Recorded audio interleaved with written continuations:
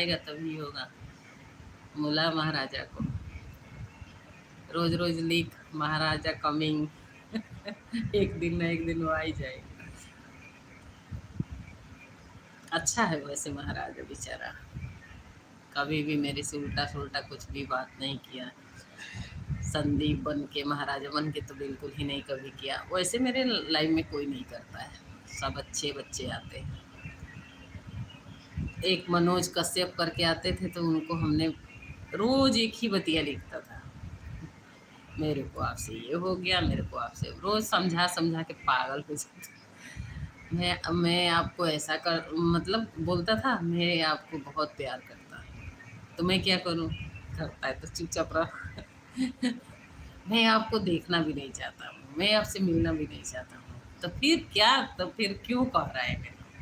भाई एक दिन गुस्सा आया, मैं बोली रोज रोज एक ही बात लिखे जा रहा है, खोपड़ा खराब कर रहे हो, मेरा चैनल का माहौल लग रहा है खराब कर रहे हो। मैं बोले रुक तेरे को मैं कराती हूँ। बंद कर दिया, बोले भाग।